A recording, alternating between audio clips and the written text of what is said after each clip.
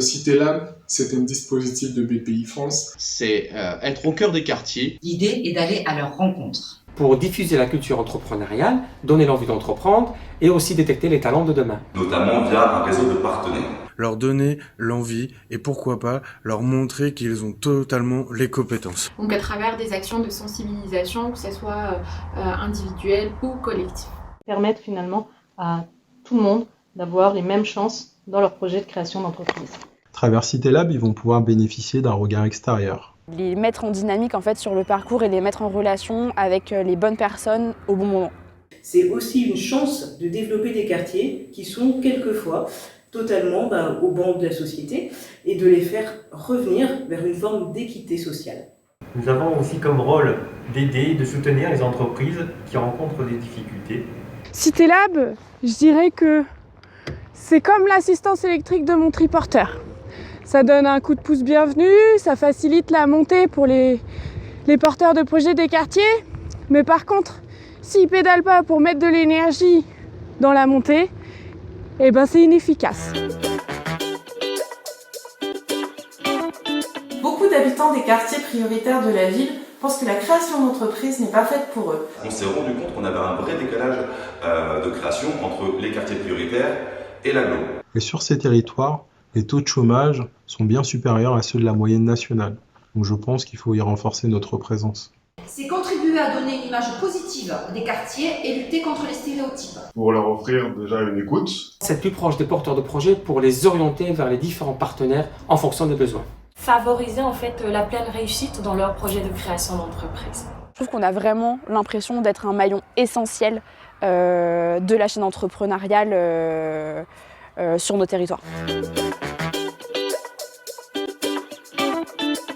Aujourd'hui, BPI France qui non seulement assure la coordination du dispositif au niveau national. Ils sont arrivés avec plusieurs choses pour nous outiller. Digitalisation. Des intervenants très professionnels que l'on peut solliciter à tout moment via Slack. On a aussi beaucoup plus d'échanges avec la task force et nos collègues en fait chefs de projet CitéLab vont justement partager leurs idées et développer les actions CitéLab au niveau local et national. Une visibilité plus grande des résidents des quartiers prioritaires. Ce sont des formations très intéressantes qui ont été mises en place et qui ont permis au réseau CitéLab de se reconnecter et de trouver un nouvel élan. La BPI a remis le développement économique au cœur du CitéLab. C'est vraiment un outil de développement économique. Donc BPI, voilà, ça nous a apporté de la visibilité, du dynamisme et une ambition pour l'entrepreneuriat dans les quartiers. Sur 2020, je vous parlerai des 5 formations que j'ai suivies en tant que chef de projet CitéLab. Cette année, le CitéLab a permis la création de 17 entreprises. Cette année, plus de 14% d'augmentation de création de personnes qu'on a accompagnées et qui ont créé après l'accompagnement. 1600, je crois que c'est le nombre de bénéficiaires au niveau local, donc sur le secteur de Dreux et Vernouillet. En 3 ans, nous avons doublé le nombre de contacts dans les quartiers. Le 8 mars, car ça fait 4 ans qu'on organise avec la pépinière d'entreprise un atelier Entreprendre au féminin dans les quartiers. Cette année, une centaine de personnes ont pu décrire leurs rêves. Et tu sais quoi ? Certaines l'ont déjà réalisé.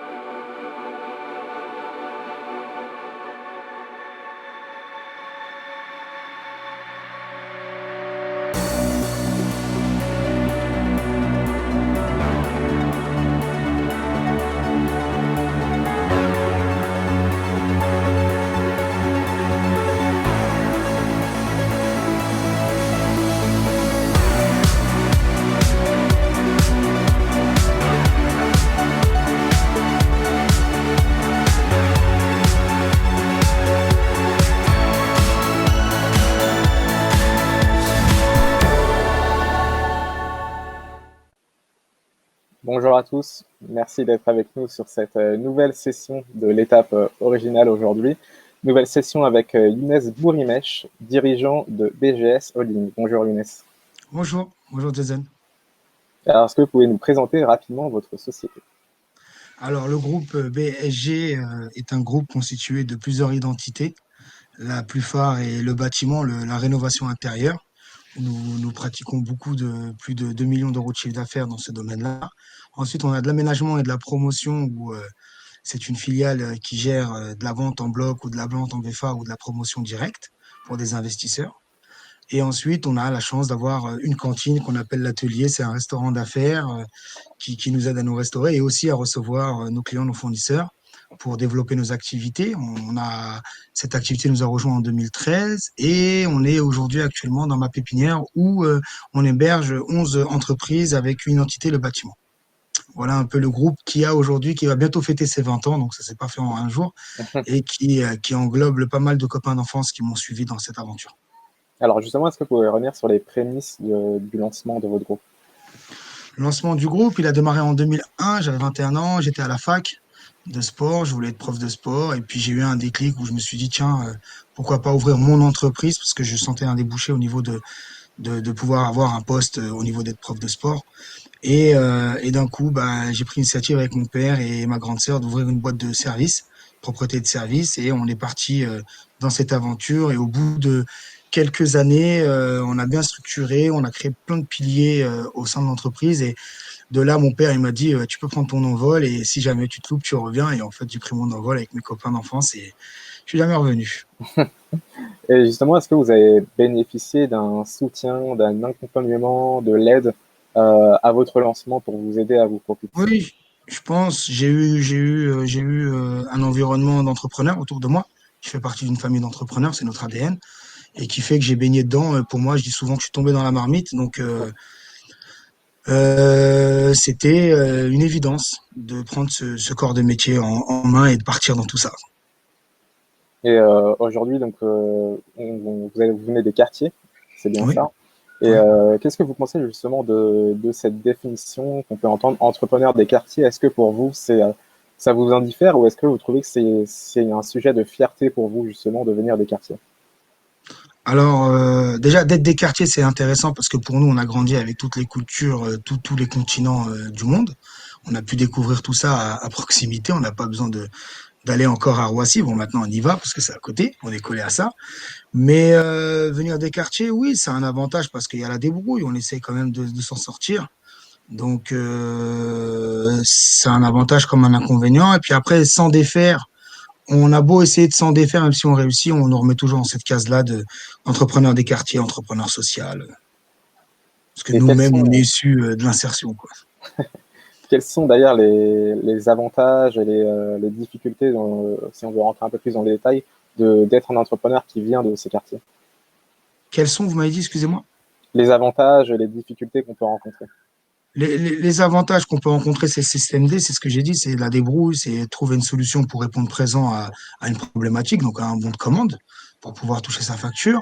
Et le désavantage, c'est qu'on est en manque de matière grise, donc on est en manque de compétences, et il faut très vite s'encadrer de sages ou de compétences comme conseil ou un bon avocat, un bon comptable qui fait qu'on peut avoir une feuille de route correcte.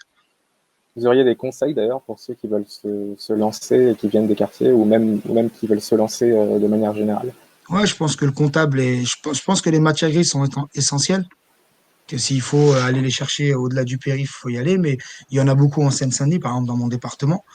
Mais oui, il faut bien être entouré, et puis il faut avoir une équipe à côté de soi qui adhère au projet et il faut surtout aussi partager.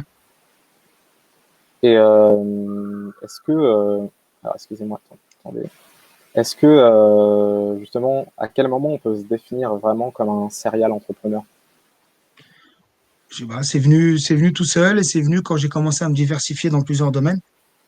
Et il y a ce mot qui est sorti. Bon, je le connaissais pas, je l'ai appris comme ça. Mais pour moi, c'est tout simplement entrepreneur.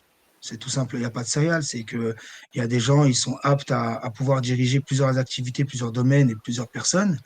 Et puis il y a des gens qui sont concentrés sur une compétence. La France devrait être plus ouverte à des autodidactes et des entrepreneurs qui sont aptes à gérer plusieurs compétences. Vous trouvez que c'est pas encore le cas? Non. Non, on essaie de nous cantonner toujours à une seule compétence, c'est mieux pour toi. Donc moi j'essaie de pousser un peu les montagnes et de pouvoir prouver avec le temps, parce que c'est le temps qui prouve les choses, c'est pas autre chose, que c'est possible. Et justement, si on revient un peu plus à cette période actuelle, comment vous avez vécu cette crise? Alors, au début, je l'ai vécu comme une peur où on est tous les salariés étaient cloîtrés à la maison. Mais après, très vite, je me suis rendu très utile parce que j'ai accompagné une association qui s'appelle Banlieue Santé où on a réussi à distribuer des colis alimentaires dans tous les quartiers. Bon, pour ma part, beaucoup en Seine-Saint-Denis, là où je suis issu. Et puis après, bah, au bout de quelques mois, je veux dire 1 mois et demi, l'entreprise a repris son activité parce qu'on est dans le bâtiment. Le restaurant, bah, il a fermé, mais il a réouvert et puis maintenant il est fermé. Et puis, en ce qui concerne la location des locaux ici, comme un accord avec les entrepreneurs qui louent chez moi, au début, j'ai voulu les aider. Puis très vite, leurs activités ont fonctionné. Donc, ils ont honoré leur présence. Mais cette période a fait en sorte qu'on a pu faire en sorte de trouver des compétences accompagnateurs. C'est-à-dire que je me suis mis à adosser à d'autres entreprises qui ont ou le même calibre ou des compétences que je n'ai pas pour répondre à des marchés, pour être compétitif en fait. Si je peux dire, c'est ça un peu qui est ressorti chez moi pendant ce virus. On voit aussi beaucoup d'entrepreneurs des quartiers qui créent des entreprises à impact. Est-ce que vous pensez que les entrepreneurs des quartiers ont forcément cette nécessité d'être une entreprise à impact? Ça veut dire quoi, une entreprise à impact? Entreprise à impact, donc c'est-à-dire une entreprise à impact social ou environnemental. Oui, c'est des bons créneaux parce qu'on en a besoin. Il y a beaucoup de choses, par exemple, dans mon département qui sont amenées à être mutées et pourquoi pas créer de l'emploi par rapport à ces deux domaines que vous dites, l'environnement ou le social, l'insertion. On a une question du public, du coup on va récupérer tout de suite les questions qui nous sont posées par les très nombreuses personnes qui nous suivent en direct sur cette étape originale. Une question de Mounia qui demande est-ce que vous arrivez à tirer malgré tout des avantages de la situation actuelle? Oui, bonjour Mounia. Bah oui et non. Il y a des jours ça va, il y a des jours ça va pas. Mais on essaie de rester positif. On se projette déjà sur 2021, 2022, en se disant que c'est une année blanche, qu'on va essayer de la rattraper. Mais oui, l'avantage qu'il y a eu, c'est vraiment l'élan de solidarité qu'il y a eu chez mes salariés, où là j'ai senti qu'il y avait une entreprise, quoi. Il y avait un groupe. Ça, oui, je peux dire que ce virus a fait ça chez moi aujourd'hui. Bah écoutez, on n'a pas plus de questions, donc on va vous remercier, Younes, d'avoir été avec nous pour cette étape originale. Un grand merci. Merci à vous. Bon courage, bonne continuation. L'étape originale continue et reprendra à 14h avec une table ronde de Trace TV sur les métiers de la musique. Merci à tous.